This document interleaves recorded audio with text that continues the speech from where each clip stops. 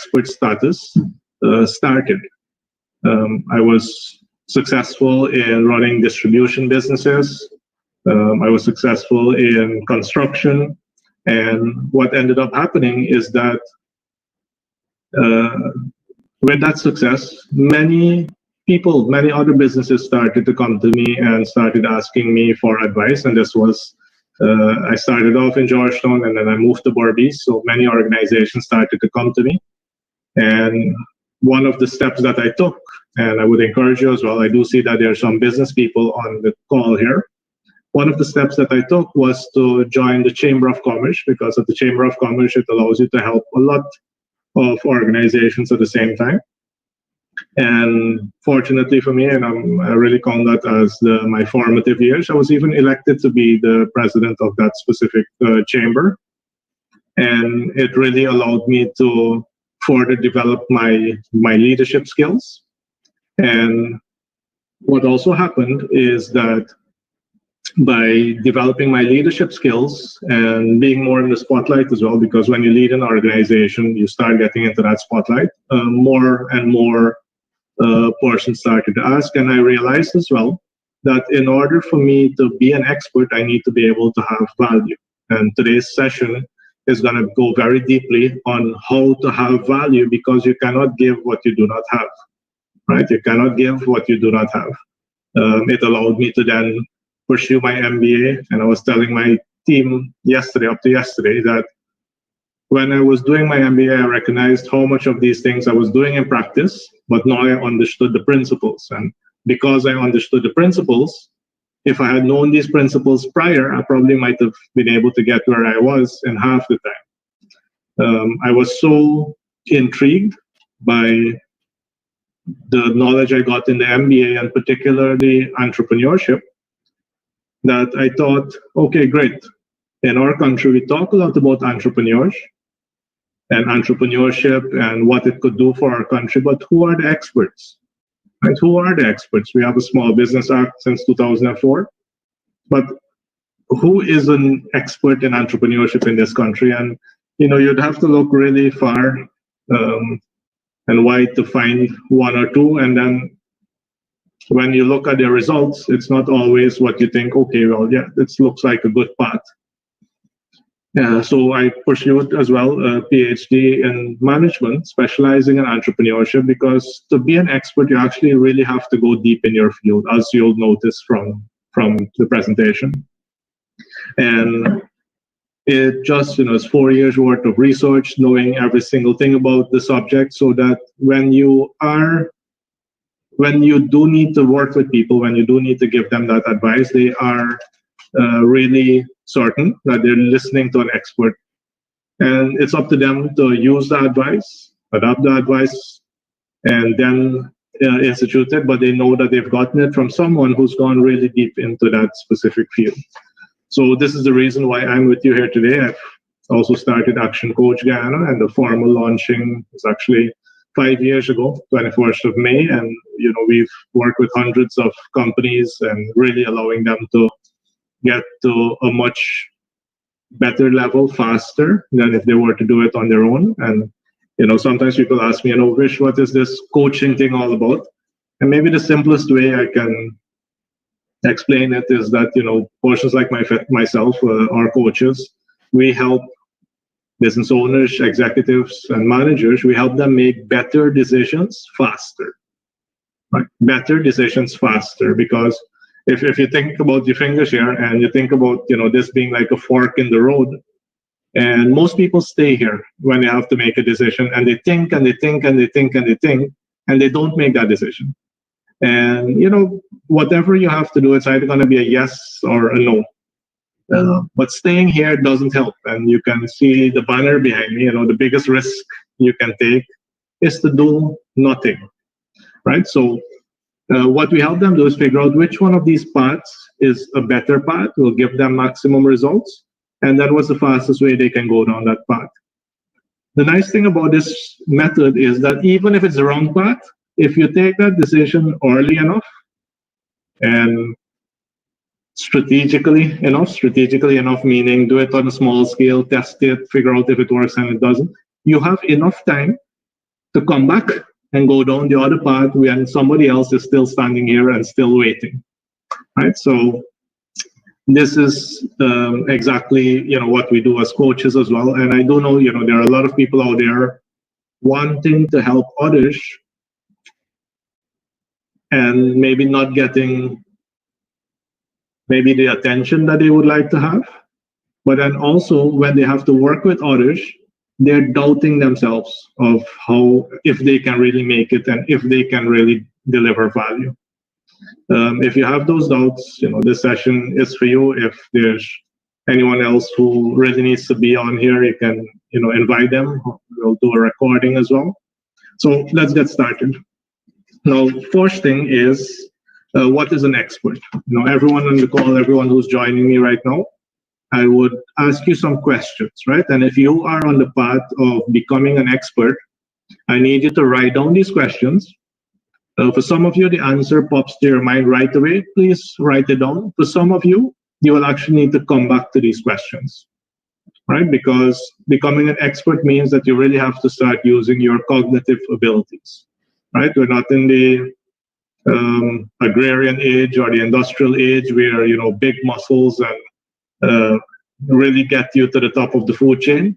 It is the knowledge age. It's the technology age. So where your brain really has to function in order to give you that life that you are seeking. So, a definition of an expert is someone who has exemplary experience and knowledge in a particular field or subject through dedicated learning and practice. Right?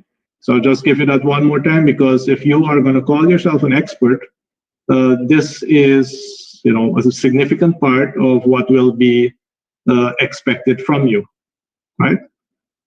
You must have exemplary experience and knowledge in a particular field or subject through dedicated learning and practice, right?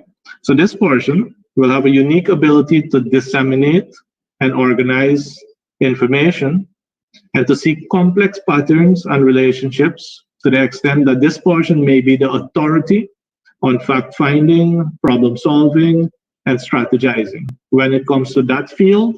And, for example, if it's business, then it means that for business. Now, think about it. When you are an expert, people must have the confidence to be able to come to you, explain to you what their reality is, and you, based on your experience and your dedicated research and the learning and the application you've done in the past, you will be able to understand pretty quickly where they fit within the framework and what a good potential path for them is. Right? So question number one, please make a note of that. In your mind, what sets an expert apart from others? Right? And for those of you in the Zoom call right now, please make a note in the chat box. In your mind, what sets an expert apart from others? Because if you're not an expert, then you're part of the others, right? In any population, you'll find that the people who raise to the expert level are most likely single-digit percentages. 1-2% of the population actually gets to an expert level. And this, I'm talking about global expertise level. If you were to think about, let's say, technology, we've all had to resort to being able to work from home. And when you're at home, you might be the best one. You might actually be the expert when it comes to technology in your household, right?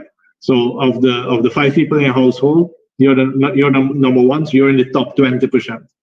However, when you go back to work and there are 100 people in the organization, and I'm sure you can think about that person's face right now if it's not yours, the person you call upon when you have technology problems, computer problems, that portion is the expert in your organization, and it's 1 or 2.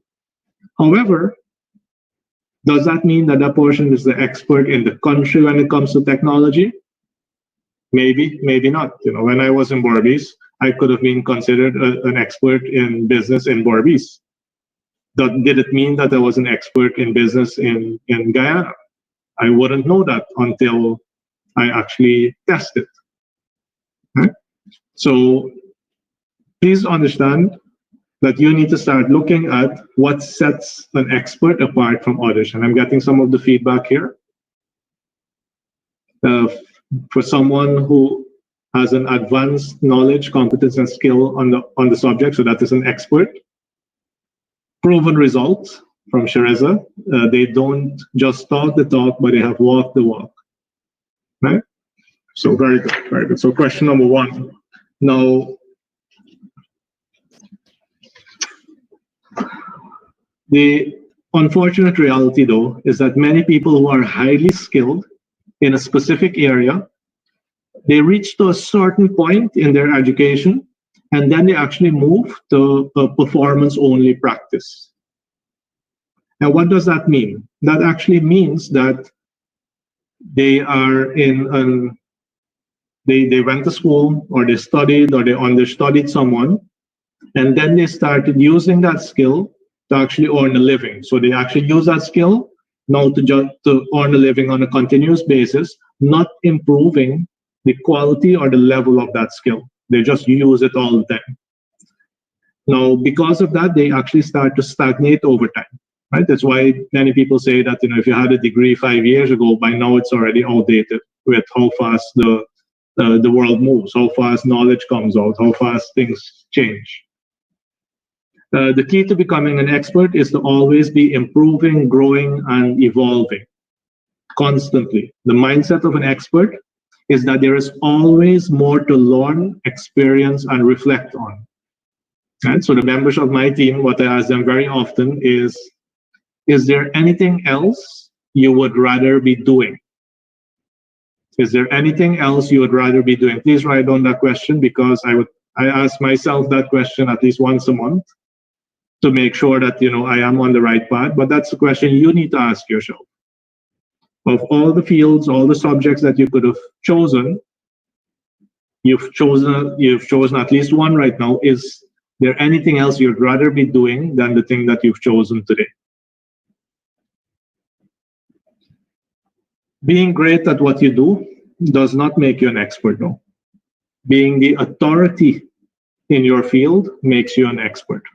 And so please understand the difference. Being great at home with your technology doesn't make you an expert. Being an authority, when you have mastered the field or a subject that people can come to you and you'll be able to guide them, direct them, and at that level, that's when you're actually an expert. So let's take a look at your performance. On a scale from 1 to 10, 1 is poor, 10 absolutely amazing. How would you rate your current performance in your field? Right? And be very honest with yourself. Have your pen and paper there and make a note of how do you score yourself. If 10 is a true expert, the authority, people come to you. Right? People come to you in order to really solve their problems. Where are you right now? 1, absolutely no expert status. Nobody comes to you for anything. 10, in your organization is probably too small. I would say in your country, because in your organization, you might actually be the organizational expert. So if you wanted to split it up, please go ahead. In your organization, where are your level of expertise? But then in the country, right? In our organization, we're ranked globally, right? The field that I have chosen, for example, coaching, we are ranked among 1,000 people like myself globally. And so we get ranked globally on the level of expertise that we bring to the table. I'm asking you, check for your organization, where do you rank? And if we had to rank in the country, where do you rank as an expert? Now, we have to make sure that we understand that it's not always about performance, right? Because why do people stop improving? Often, people find a place in their organization where their performance is good, acceptable, or even great. They then practice the same performance aspect every day. Every single day, they repeat, rinse and repeat. But this thinking can cause a person to actually plateau and stop growing if what you do is the same day after day. To obtain expert status, there has to be a deliberate effort to grow, evolve, and learn, as by only focusing your efforts on the performance, the day-to-day performance might make you great at what you do. It could even make you flawless in your personal performance. But unless you are motivated to continue learning, you'll never gain the authority over your field, because every field continues to advance, every field continues to develop. Make a note again, what are your thoughts on how to learn more about something you're already great at? Right, so for all of you, I heard from quite a few of you this morning already. How are you learning more about the field, the subject that you want to get really great at? What are you currently putting in place? Right? Remember, it's all about first reflecting on where you are so that you can take in what I have to share with you. Now, deliberate practice breaks the mold of repetition when learning. Taking a deliberate aim at your goals means thinking outside of the box, doing whatever it takes to keep your motivation high, being consistent, persistent, and tracking your progress. Power of motivation. Remember, you have, and I'm going to ask you just take a second again, write down the field or the subject that you would like to be an expert in. If you have 2 or 3 that you're thinking of, write them out and then put them in order of priority. And remember my story, I had to choose between engineering and business. And I explained to you why I ended up choosing business. I do not consider myself an expert at engineering. I'm great at it. I can make do with the skills I have, but I'm not the expert there. I've chosen to become an expert in business. What are you choosing for yourself? What are you choosing for yourself? Because if you are motivated to always be improving yourself, you'll need 3 things, right? And please make a note of the 3 things. And I'll go more in depth on each one of them. But the first thing you need is a growth mindset, right? A growth mindset. And that is a firm belief that you can actually improve. That's the first question I ask anybody coming to me. Do you think there's any room for improvement? If there is not, no need to see me. Right? Don't waste my time, don't waste your time. Step number 1, must have a growth mindset. Step number 2, you must have a desire to improve. There must be a desire to improve. Yes, I know I can improve, but then do I really have the desire to improve? Right? Which means that you must have a deep understanding of your purpose and motivation. Right? And everybody's purpose and motivation differs. This is very specific to you. And then thirdly, once you have a growth mindset, once you have a desire to improve, is a map for how to improve. Right? A map for how to improve. And this is basically a strategy for how you plan to actually make your improvements. Right? So make sure that you have written those down. I'm going to go into each one of them in a little bit more detail. So let's deal with the growth mindset. Any expert approaches their work with a growth mindset. They know that there are things out there that they do not know. Right? Every expert, right, knows that there are things that they do not know. It allows them to remain open-minded. It is why you have to be very careful as well when you listen to people and they have no room for correction. There is no room for improvement because they know it all. And it makes for a very closed-minded scenario because, 7.5 billion, there might be something new happening out there that you don't know of as yet. So they are able to think outside of the box and they seek knowledge that supports their overall focus. If we take a simple example, let's say, you're a yoga instructor, right? A yoga instructor gets better by maybe learning the Sanskrit names. Yes, you have a lot of yoga poses being practiced, but do you know the origin? Do you know the origin of the name? Do you know what the name actually means?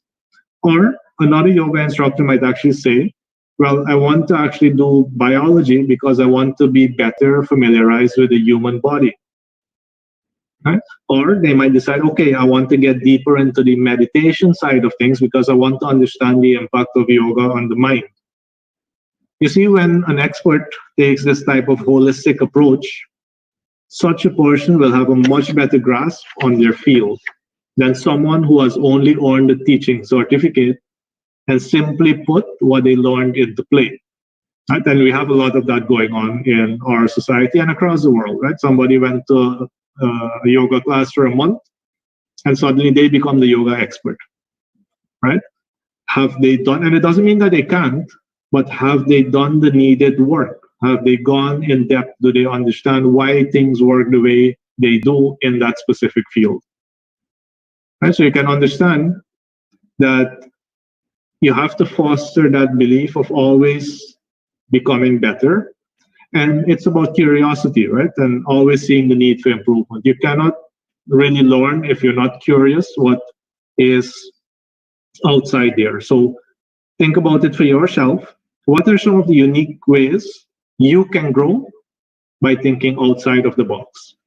Think about what you do day to day, and what are some of the things that you can start pursuing in your own field to really start understanding what your field is all about. And for everyone who's on the call, I'm going to strongly encourage you to stay on once I've completed, and I may be able to help you individually as well with any questions that you have on how to develop your own expert status. Now, we're often required to hit the ground running in our work environments. And it is usually only your performance that is measured, not your learning. Right? Think about it, the way your organizations measure you, they measure the output, right? They measure the output. They don't really measure, and sometimes I believe they don't even care if you're in the process of getting better, if you're actually learning something. So in other words, all of the work that we produce is considered high stakes, so there's no room to play around with the idea or to take time to figure out the best and most unique way to accomplish a goal. Right? Everybody just wants their KPIs and they want a specific thing to be done. And no time is actually budgeted for you to learn, for you to play around with new ideas, for you to test different things, to develop yourself.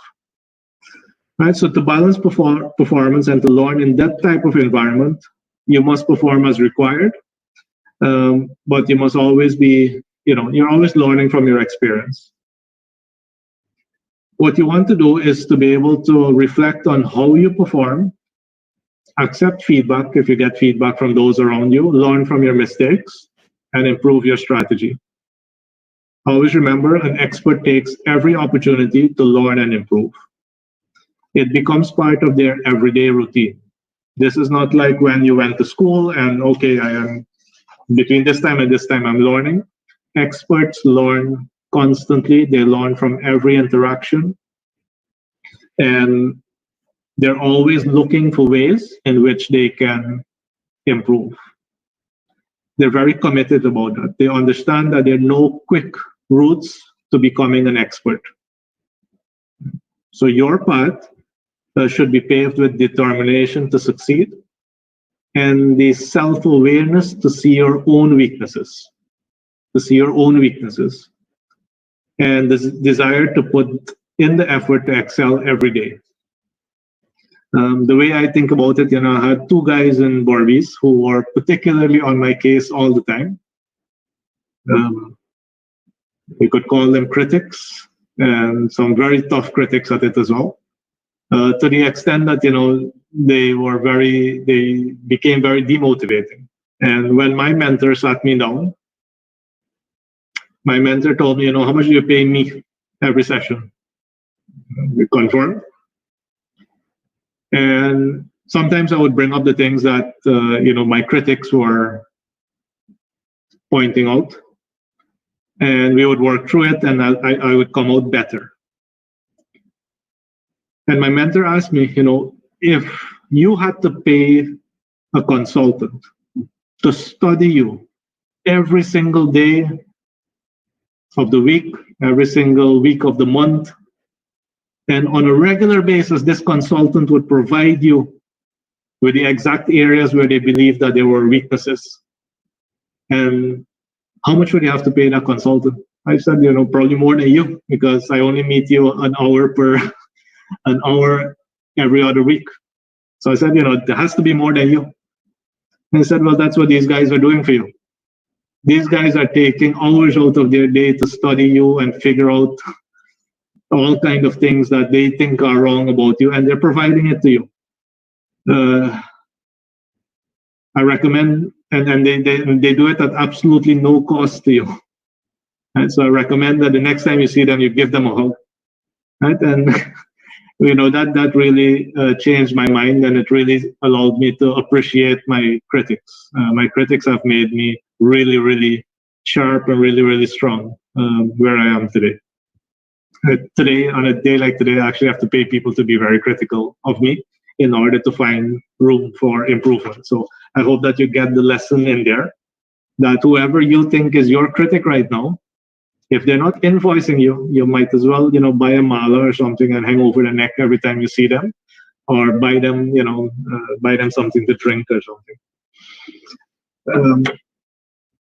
Right? Nothing worthwhile comes for free, nor should it, right? Because if it is for free, people don't value it. People don't value it. Now, how to improve is as essential to the learning process as what you plan to improve in. A good place to start is with an assessment of your industry as it relates to your goal.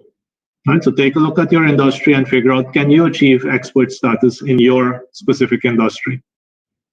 You can do 80-20 analysis by determining what 20% you need to learn and practice to get the 80% of the results you are looking for. And let me give you a simple example. One of the issues, one of the challenges for high performers, like all of you are on the call here right now, I see the names, and I'm very familiar with these names, and I know how you guys are already striving to be expert performers. One of the challenges with an expert performer is that you're good in so many fields. Right? When you see somebody who is okay at it or is good at it, because you're a high performer, highly intelligent, really has that drive, it is easy for you to be better than someone who is, good at that level. Maybe that's the only thing they're good at. And so many of us get stuck at doing the thing that we're also good at. It's like for me, engineering, I'm a good engineer, if I do say so myself. I have projects to back it up. But that, there are better engineers out there.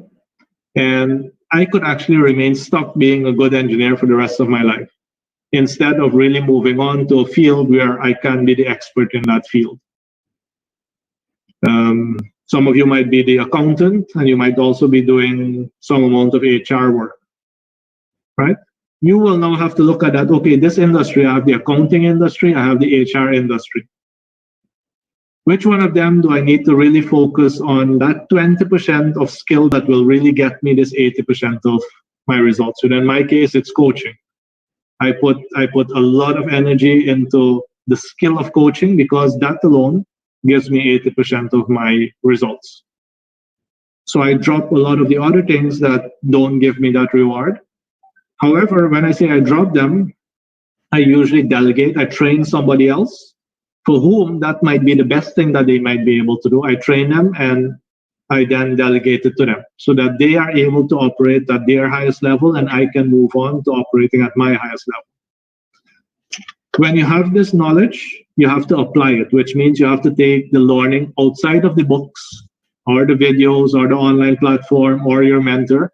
You have to take the learning out of that and actually apply it. Nobody wants a book expert, right? Nobody wants to hear you say, well, I read once in a book that you should do this. People want to hear from their expert that they have taken this principle and they've applied this principle and they have received certain benefits and positive outcomes from that application. What you must also do is to switch it up. Take a task or routine and change how you approach it or do it slightly differently.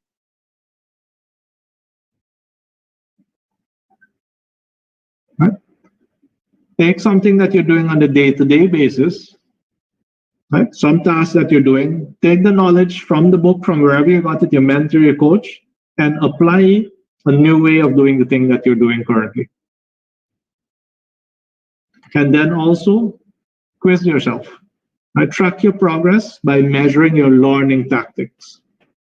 Every so often we do a session on the learning styles because we all learn differently. Some of us learn by seeing, some of us learn by hearing, some of us learn by doing, some of us learn by reading. You have to know what it is for you so that you feed yourself in the right way. And that's a very, very good point. Organization measure our performance and not our learning, right? And again, if you are leading an organization, this would be a key thing for you to start looking at. Are you actually measuring your learning? In our organization, Monday is set aside for learning. From morning till afternoon, on Mondays we learn. Tuesdays to Fridays, it's actually Tuesdays to Thursdays we apply, and then Friday we wrap up the week. Monday we learn again. And it's one of the reasons why the organizations, my organization, the organizations we're involved in, continue to develop, continue to innovate, because we schedule time for our learning and our development. Stephen Covey calls it sharpening your saw. If you continuously have this axe and you never sharpen it, you're going to be hitting that tree for a long time before it falls down. Compared to someone who, on a regular basis, sharpens their axe, so when they have a tree to cut down, it takes them a fraction of the time of the person who never takes a moment to sharpen their axe. Now, authority and credibility is something that is cultivated. It cannot be purchased. This is why I love the field that I've chosen. It cannot be purchased, right? I mentioned to you one of the businesses I did was a distribution business, which is trading, really, right? The fortunate or unfortunate thing with trading, with buying and selling, is that anybody with money can do it. Anybody with money can buy and sell. They don't even know how, if they bought it for 100, they can sell for 105, and they're in business. Suddenly they're in business. Now, and especially in a country like Guyana, where some of the sources of funds are still questionable, some people you might be doing a fantastic business, selling cars, selling ketchup, selling chicken, whatever you're selling, and you're doing your best to sell, be very efficient and all of that. And somebody else maybe just needs to pass their money through a business, and they don't care if they lose some money running the business, but they can say that they're getting their money out of the business, can compete with you, right? And can cause you to fail. And that is the type of business that could be purchased. That's money only. What I love with developing expert status is that yes, it does take time, but it cannot be bought. Right? So whatever field you choose to focus your time and energy on should be something you are entirely passionate about, because real experience takes time. Experience is the best teacher. So in order to achieve expert status, you must be dedicated and prepared to be in it for the long haul. The question to you is, and the question for you to write down is, are you prepared to give your subject your all? Are you prepared to give your subject your all? And sometimes, when I hear my current critics, the people who criticize me currently, sometimes I hear the one, he's lucky guy, or where did he come from? Right? And I hear those two a lot. And, I sometimes have to laugh and think, it took me 20 years to become an overnight success. It took me 20 years to become an overnight success. So please don't expect this thing to happen in the short term. If you go really hard at it, you might be able to shorten that, I would say maybe anywhere between 3 to 10 years. And we're going to talk a little bit about the time commitment that is required. Now, every single field continues to change and grow over time, but it is important to stay at the forefront of the industry and to stay on top of the trends and the innovation.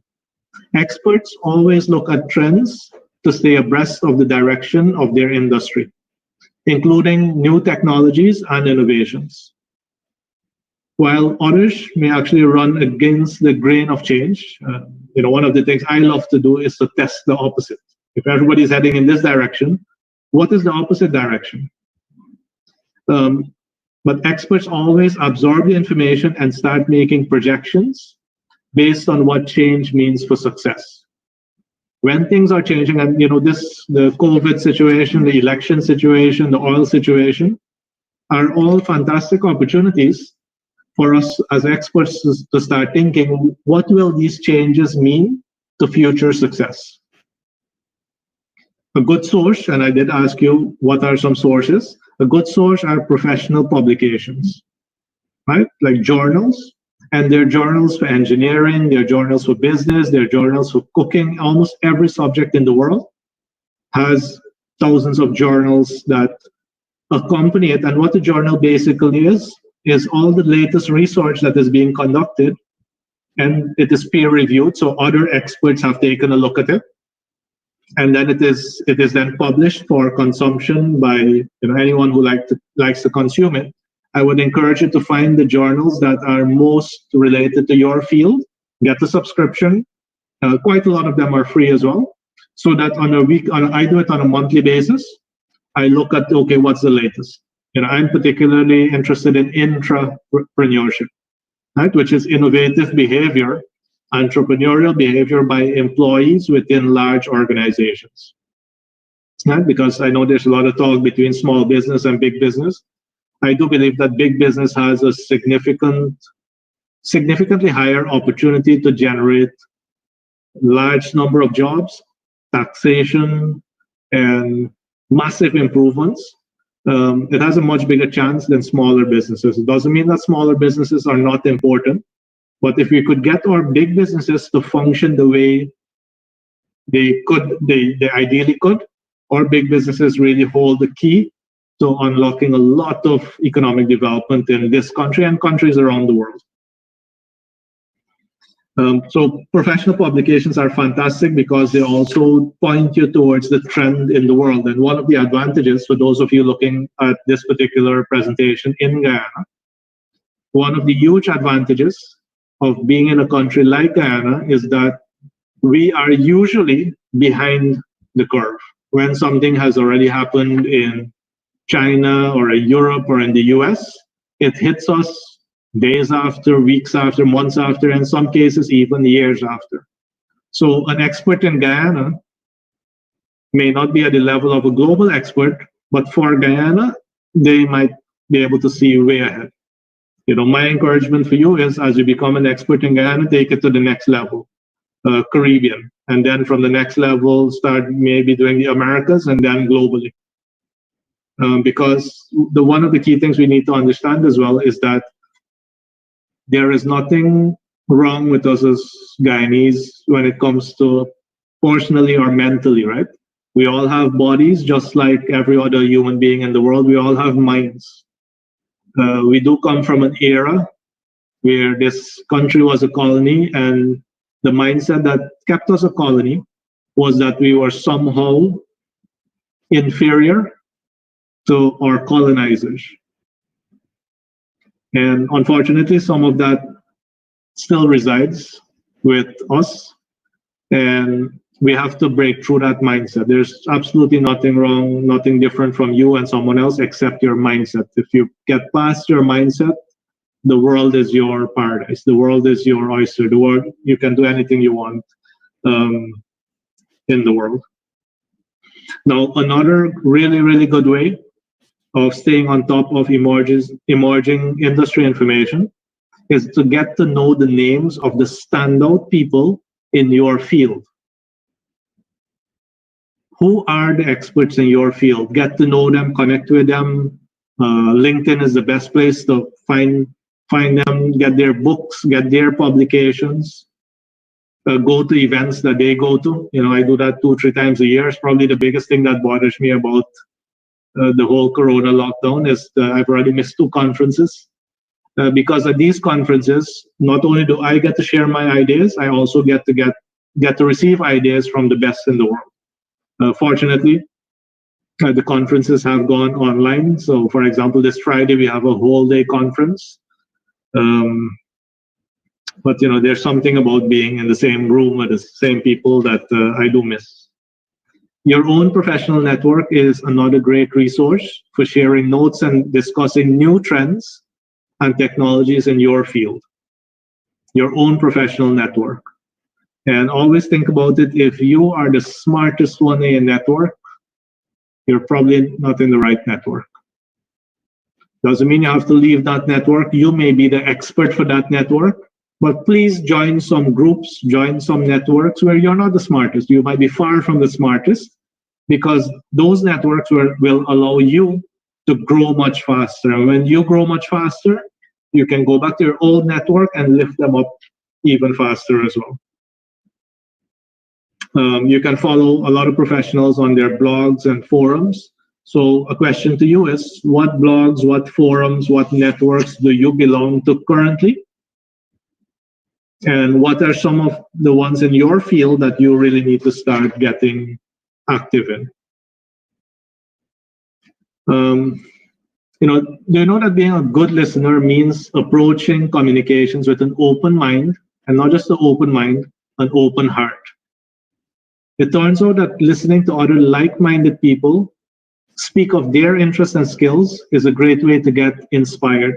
And it's also an opportunity to drop your ego and to be open to new ideas. And when you listen to experts, when you listen to people who are at the top of your field, it builds trust, right? It connects you to those people, and it is a true opportunity to learn. And you know, our egos are sometimes the biggest thing that hold us back. One of my mentors made it, you know, back in the days when I had an ego that was much bigger than my actual capacity, because we all have egos, right? But sometimes our egos are multiple times larger than our expert level, our competence level, or even our level as a human being. And my mentor said, Vishnu, you have to make sure that you are not in a race of edging God out. Ego, edging God out. Because people with egos that are out of proportion, they seem to want to be in a race with God. They want to edge God out. So please don't have your ego get you to that space. As you progress on this journey, never let your expert status go to your head. Don't let it, you know, inflate your ego, because it could really have dire consequences. As you start to gain traction in your field, it will be very easy for you to be the one that's always speaking, but it's important that you also get feedback from your peers and from other experts. Right? Always remember, you don't know everything. Constructive feedback, or as I said earlier, constructive criticism, keeps the motivation fire burning. It makes you want to reach for higher, perform better, learn more. And there it is again. It just pushes you to improve. Now, this one here is an easy one. You can't expect me not to share this one with you. I am where I am today because of my mentors, because of my coaches. And the very best way for you to get good feedback is to actually find a mentor. If you can find people that you admire, who inspire you, and that you trust to give you honest feedback, please cherish those connections. Honest feedback. Honest feedback is not always the feedback you want to hear, but is the feedback you need to hear. At no point is someone too experienced or too successful for a mentor, as no two people know exactly the same things. They each have something to offer the other in terms of knowledge, passion, and tips. So find a person in your field that has achieved what you hope to, and try to establish a conversation to get the creative juices flowing. I do see, something playing out in our society where there are people who want to move ahead, but instead of them seeking a mentor, they seek sympathy by people who are exactly at the same level like them. Right? I hope that makes sense to you. Instead of them seeking out someone who's ahead of them, and there are all kinds of reasons for why they don't do that, right? All kinds of psychological reasons, all kind of imposter syndrome reason. Am I really worth it? And then they seek out people at the same level as them, facing the same exact issues like them. And then they start colluding. Because when this portion complains, the only thing this portion can say, well, it's the same thing happens to me, right? And it's like victim mentality, and you just grow victimhood. You enter victimhood there. So it does take a little bit of courage, but whatever that courage is, find the person, reach out, and I can guarantee you that mentors, successful mentors, ethical mentors would be really happy to share their knowledge with you. Good mentors believe in abundance. They believe that there's enough for everyone, right? And they understand that the more they share, the more they themselves grow as well. Because if I can't teach it, do I really know it? The flip side of all of this is for you to become a mentor yourself, right? Having the opportunity to share not only your knowledge, but your path to obtaining it is a gift. Right? This is basically what I'm doing here today. Everyone here is invited, and I'm doing this as a gift to you, right? So that you can make use of my path, and you can it also gives me the opportunity to give back, and it allows you to take people on that journey as well, because life is a journey. A lot of times people talk about the destination, but what happens when you get to the destination? Is life over? Why don't you learn how to enjoy the journey as well? Right? So mentorship is a relationship where both the mentor and the mentee actually gain experience. It's never a one-way road. So even when you are sitting with your mentor, like I was last night, we had our session on behavioral sciences with 3 of my mentors. And as I'm learning from them, I said, guys, why don't we have a discussion on this for everybody else out there to hear what is really going on with our minds? And, I'm sure some of them are going to see this. I am more of an expert at technology than they are. And then I realized the thing that held them back was not being too familiar with the technology. So then I said, okay, great. I'll walk you guys through the technology. I'll train you. I'll mentor you on how it works. And let's do this. And next Monday at 6 o'clock, if you have the time, I would really encourage you to attend. 3 of my mentors. One is from New Zealand, Bruce. We have Laurie from Australia, and Maggie from Canada. Really, really fantastic guys. I've learned a lot from them. I think we'll hear next week, but I think they're also learning a lot from me. But it's never a one-way road. So if you get a chance next Monday at 6, it's a fantastic session. And remember, being a cheerleader for someone who's coming up in the field is a fantastic way to keep your motivation fire burning. I can't even explain to you. I do this for about 15 people on a regular basis.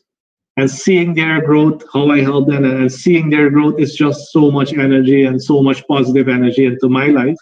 And every so often, from time to time, that honor that you feel when they mention your name, that, thanks to Vishnu, it's not that you're expecting it, because, this is my profession.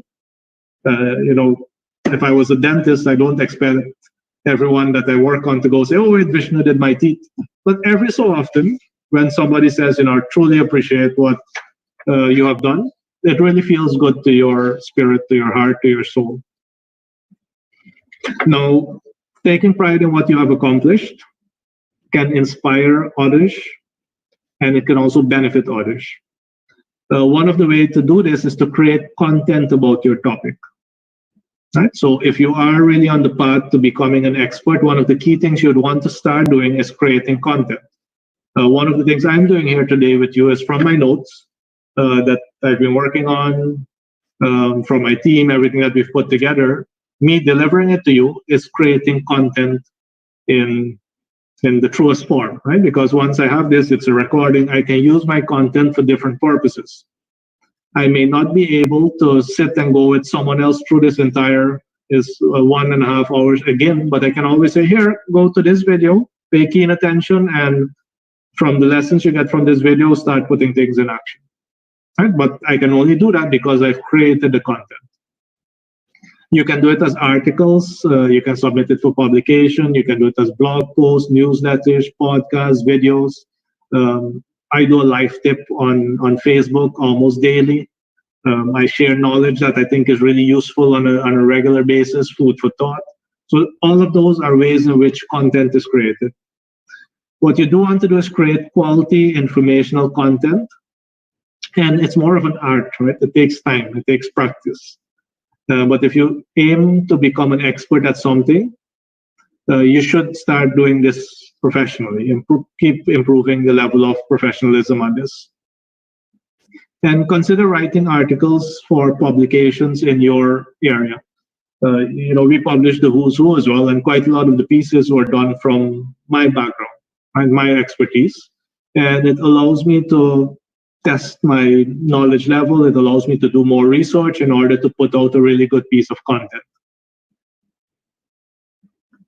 So question for you, please make a note of this question. What are some of the things that you can do today or write today that will help you become an authority in your topic?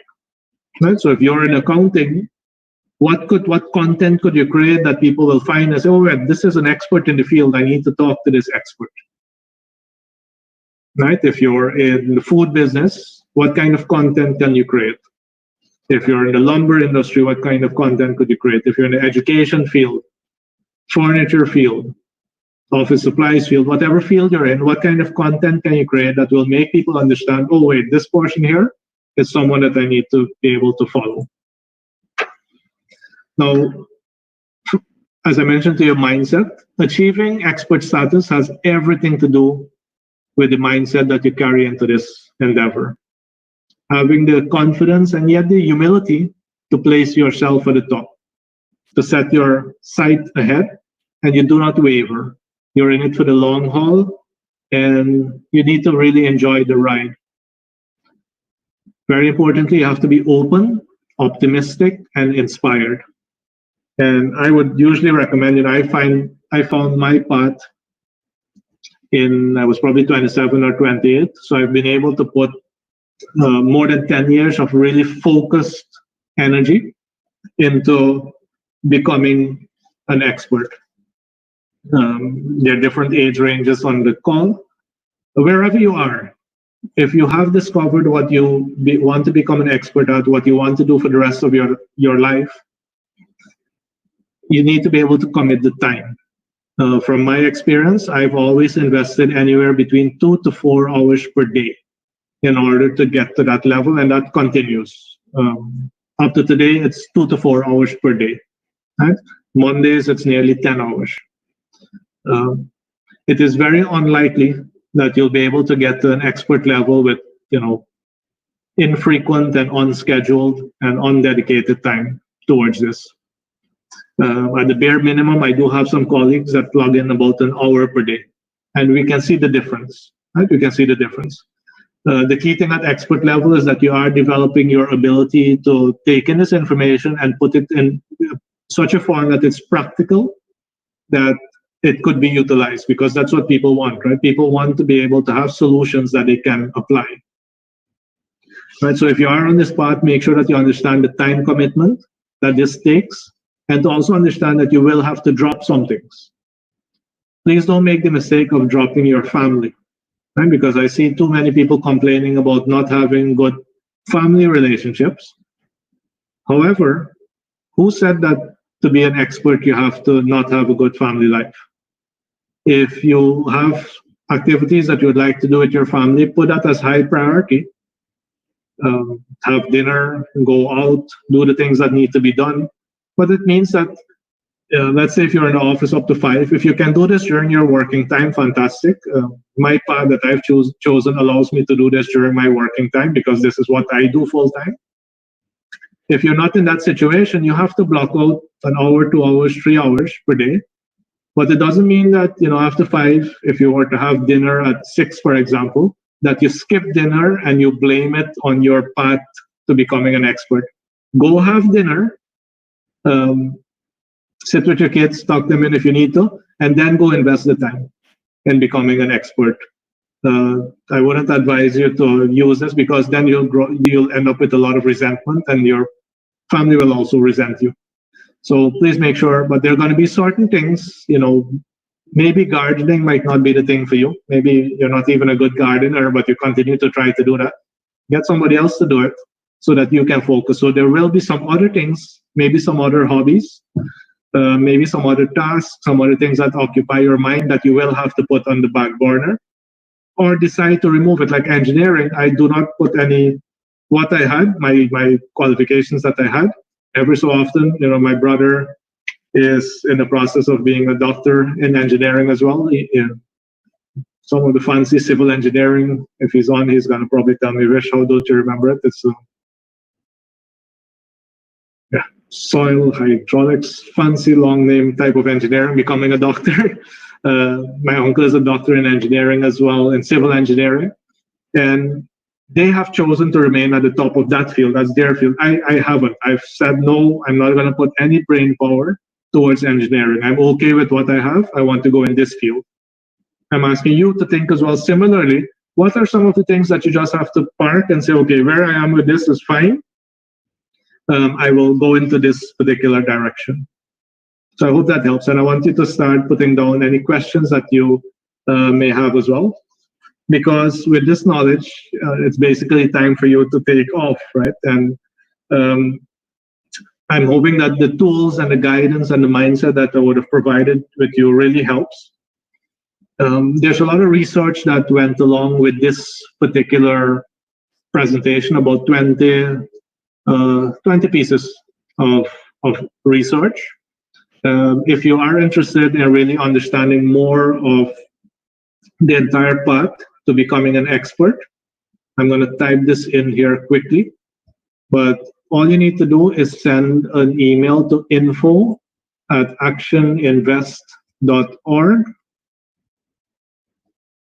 Right? If you send an email to info@actioninvest.org, we will send you the research material, right? That was used to generate this particular presentation. So I'd really want to, if this is something that you feel strongly about, some of you say, okay, Vishnu, you have this thing today, let me see what it's all about. Some of you are saying, no, Vishnu, this looks like too much headache, I don't want to do this. Some of you are saying, well, Vishnu, this is exactly what I needed to hear. I want to learn more. So if you belong to that category, send an email there and we'll share with you all the information that we used to put this together, right? So that you'll have all that further reading that you could be able to do. And you'll see it's stuff from LinkedIn, it's stuff from publications, from books, Six Sigma. So quite a lot of really up-to-date type of content because the field that I'm in continues to evolve really rapidly. So I would like to thank all of you for really attending this particular event here today. And I also want you to share this, right? So when we do post this up, share it with anyone that you really believe wants to develop themselves. And even if you don't get the expert level with what I shared with you today, you'll be in a good position to really step up your game, right? I did make a post this morning that Guyana will only get better when we as Guyanese get better, right? I even mentioned as well that our leaders are a reflection of the population. They didn't come from another planet. We selected them, we put them there. So if we want better there, we actually first have to get better, or else we'll keep making the same choices. So I strongly encourage you to get better first. Don't be the one who's yelling and screaming. If you have to yell and scream, of course, when it's totally going sideways, fantastic. But don't look at someone and yell and scream at them if you don't have a better option. If you have better options, be the expert. Step up your game. I'm gonna ask as well for those of you. I'm gonna ask if you have any questions that came through on Facebook as well. I'm gonna see if I can pull those up. So I'm gonna ask any questions in the Zoom room, and I'm also gonna take a look at what's happening on Facebook. Right, so I'm seeing quite a lot of feedback on Facebook as well, dedicated a lot of time to learning for a particular field, 10,000 hours to actually get really, really good at something. People getting quite a lot of value out of this. So the fantastic thing on Facebook is that we're able to get the comments in as well.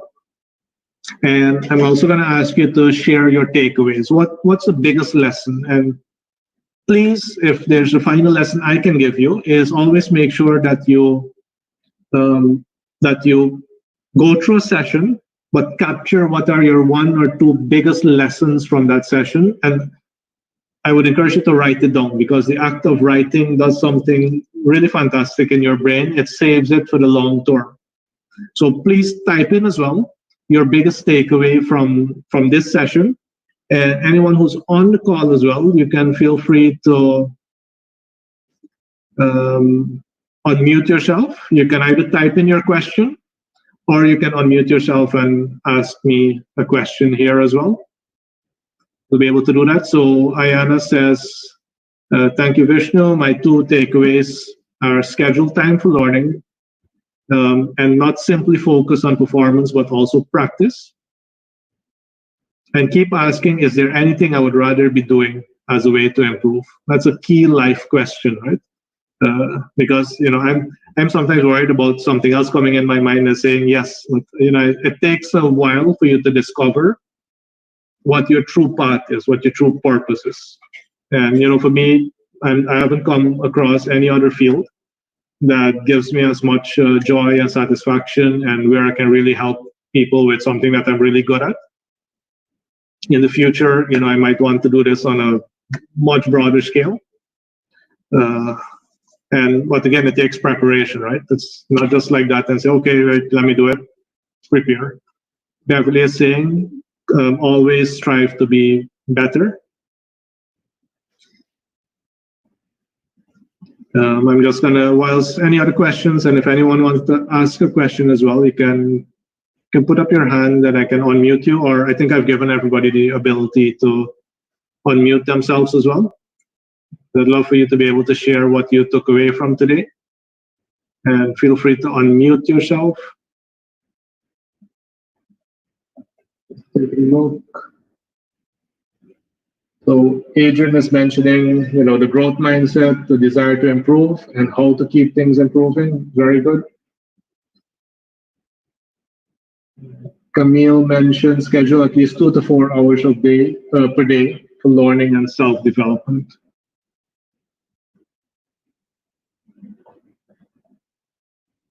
Right, and this is where we're talking about expert level, right? So if you're doing a job right now that is an 8-hour job, as an expert, your job is to be an expert. Right? So the 8 hours, if you wanted to, that's why some of my days, it's a full 8 hours I'm focused on becoming better, because that's my job. There's a nice story of a warehouse where they were doing some manufacturing in there as well. And everything was automated. I think this is from the Ford Motor Company. It was a story like that where everything was automated. And one day, the entire production line started to go haywire, and they had to run to that big panel with a big lever, and they had to turn off everything. And the manager called, consultant to come in, engineering consultant to come in. And the engineering consultant went over to the panel, opened the panel, took a look, pulled out a screwdriver, turned one of the screws about a quarter turn, and then restarted, and the entire production line started running again. Now the manager was so happy that the production was up and going again. So he said, "Fantastic! Can you please give me your invoice so I can arrange payment for you?" So the engineering consultant said, "Okay, that's 10,000 US." The manager, rocked back for a second and said, "Oh, how's that possible? You're here for less than 5 minutes, and all I saw is you just turned the screw. How could that possibly be 10,000? Can you please give me an itemized invoice for how you ended up coming up to 10,000?" So the engineer pulled out a piece of paper. He wrote invoice. He put turning one screw, $1. 25 years of learning which screw to turn, $9,999. Total, 10,000.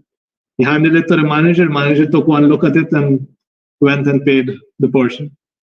So it takes quite a bit of time for you to develop expert level, but for the people who really have the problems that need to be solved, when you come to solve it, some of them will be difficult like that manager, but some people really understand that. Do they want to take a lifetime? Do they want to study 2 and 3 and 4 and 5 hours and go test it out? Or do they want to come to an expert for an expert to advise them? That is the value in being an expert. Quite a lot of feedback coming in. Beverly, it took me 20 years. How can a person over 50 set the timeline and timetable? So if you're over 50, retirement might be one of the things. And I would say be careful with retirement, because I think 50 now is like when people were 40, 20 years ago. So people are much healthier, fitter. Their brains are still sharper, I believe, than a while ago. So start working out. Do you plan to retire if you are working? If you do plan to retire, what would you like to do after retirement? If you are already in your own type of business, or you're already heading to a field that you really want to become the expert at, I would start with an hour per day. First of all, what specific area do you want to specialize in? And then start with the broad areas. Get a book on it, a textbook on the subject. I always prefer start broad so that you understand the framework of the subject, and then you start picking. And so I was very broad in strategic management, and then I got narrow into entrepreneurship, and now I've gotten very, very narrow into intrapreneurship. Right? And when I take a look at the textbook, let's say the textbook is 400 pages, the subject of intrapreneurship was just about 20 pages out of that 400. And then the deeper I go into it, that's when I now see how that whole field opens up. So that would be my guidance there. And then pick a time, right? If you are 50, it might mean as well that most of your kids are adults now. It might give you more time for yourself. If you wake up very early, maybe you need to take an hour or 2 hours in the morning. If you're more of a late afternoon, evening person, 1 or 2 hours in the evening. We do courses as well on how to learn, right? How to read faster, how to memorize things much longer. So reach out if you need assistance on that. Candice says, great session, Vishnu. The session reinforces the path that I'm on. I'm continuously working on improving my knowledge in my field. Learning never stops. Keep reaching. Action point, identify a personal mentor. And let me tell you, maybe when you start, if you never had a mentor before, an official mentor, you start with one. The better you get, the more mentors you will need, right? I have about 6 mentors for different areas of my life. And just like an athlete, right? When you were in high school, we had one coach for 30 people, right? One trainer for 30 people. When you get to Usain Bolt level, there is a coach and mentor for fitness. There's one for nutrition. There is one for stretching. There is one for personal finances, right? So the better you get, the more mentors, the more coaches you have access to. Stacy says, thank you for sharing, Vishnu. My biggest takeaway is having a growth mindset. It's easy to forget that going through an everyday routine. Having a growth mindset helps you to take action for improvement and moving further. Candel, being great does not make you an expert. You must have a growth mindset. Schedule your learnings in the areas you want to become an expert. Very, very important. Because today, if you think about it again, we have a lot of people who are talking, but they were experts 10, 20, 30, 40 years ago. When I listen to them and I analyze to what they say, I can see that they haven't learned much of how the world has evolved over the past 5, 10, 20, 30 years. Right? So they were great back then. They're not doing what is required to keep up. Rodlin, only you can unlock or unleash your potential to become an expert. The mindset and the will to be the best and plan to get there and to follow the same. Teresa, do you know of someone who is considered an expert in an area, but that person is not happy? As in, it might not be their purpose, but they're good at it. Does there need to be an alignment? Yeah, so I think that definitely, if you really want to experience joy and happiness, that there needs to be an alignment between what you choose to invest your life in and the purpose of why you're doing it. Right? Because I know quite a few people who are good at certain things, maybe even expert level. I hardly see. Yeah, that's a good question. Maybe at the university level, I see some experts. They're really sharp on the thing on that specific field, but I sometimes find like they don't like doing what they're doing. There are some experts as well in some of our organizations. Some of our public sector organizations in Guyana actually have some of the most brilliant experts. And they became experts because they were in that field, they kept going to conferences, they kept getting guidance. But sometimes I feel like they really don't like that spot. Maybe they will develop to become consultants in the future. But it is important, one of the key things that I would advise someone like that to do is come and sit with a professional, with a coach, with a mentor. Remember what I told you, right? Coaching is about helping people make better, faster decisions. We prefer to work with business people. Our preference is to work with business people. Companies, medium to large companies is our preference because we can grow them much faster. We can grow the individuals faster. We can help them structure and grow the company faster, get them more time. That's our preference. However, if a one-off session is needed with someone, we can arrange that where we can just help you with clarity and with direction. So that is a possibility. You can use the same email.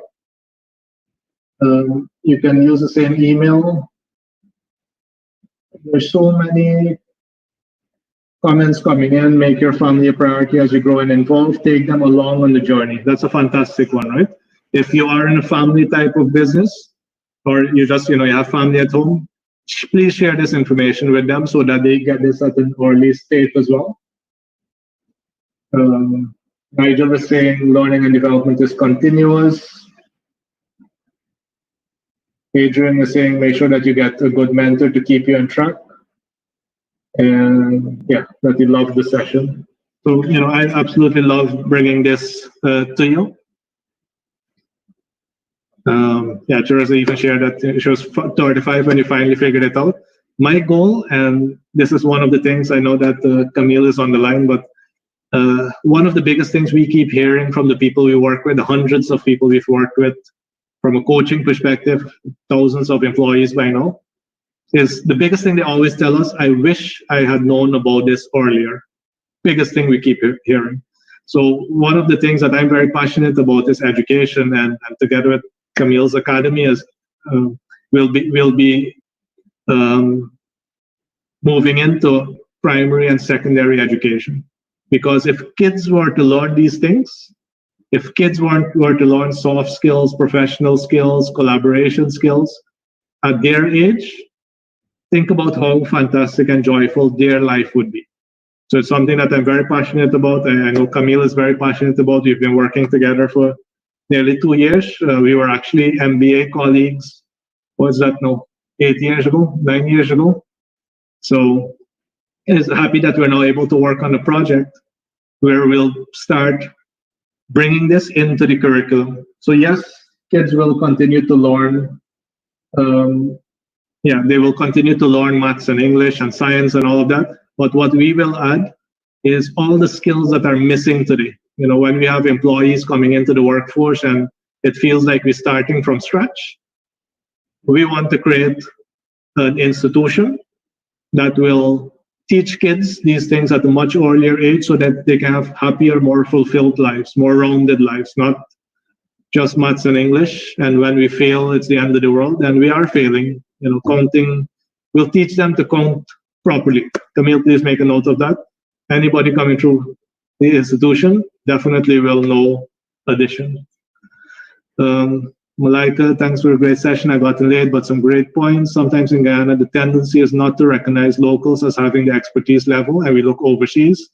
Another challenge I have experienced as an agricultural specialist in Guyana is the resistance to the adaptation of innovative ideas and technology. Malaika, I can only agree with you. When I was 22 years old, an engineer, and joining a chamber of commerce, and I came up with all these fantastic ideas at 22.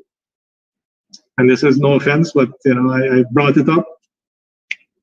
Some of the feedback I would get, you know, them thing can't walk here, them thing that for America, them thing for white people. I can tell you that these principles that I taught you today work everywhere in the world. And I can guarantee you they work even better in Guyana. And I have hundreds of companies to prove that, and organizations. They work even better in Guyana because so few people practice doing things in a better way, in a more innovative way. But you do need leadership to buy in. And maybe in the future, I'll do a session that is called Leading from the Middle, because you don't need to be the leader of an organization to move an organization in a better direction. Great. So thank you very much, guys. So many comments still coming in from both sides. It's really a pleasure. Today, I feel like it is an Independence Day truly well invested. Really happy to have all of you join me today. Please make sure that you mentor someone on what you learned today. And if you need any of our support, please reach out. Share this video as well. Remember, tomorrow we're doing a webinar at 7 on the organizational structure in a business. On Thursday, we're doing one with Global Compliance Service. And I believe that one is in the morning, 9 or 10. You can check on the pages. That is all about quality assurance for opening up public institutions like schools and like religious institutions. Let me check my memory here. Yeah, so that webinar is at 9 a.m. And then I'm sure we have one on Saturday, which is all about developing the sales skill. And I can tell you the selling skill is the best skill for any organization, because you can have fantastic products, but if you can't sell them, they'll rot. And then on Monday, which we're going to finalize tomorrow, Monday at 6 a.m., we have one on behavioral styles and the psychology of your mind, right? How to adapt. And I think the session, my colleagues actually want to call it adapt or die. I think I would have wanted to go with adapt or delay, right? Because that's what we do, right? When we don't adapt, we delay our progress. It's been fantastic. I'm going to go now. It's family time now. I'm going to go do some fun family stuff. And you guys have a fantastic day. I mean, everybody on the live streams, thank you for joining us. And I see you soon.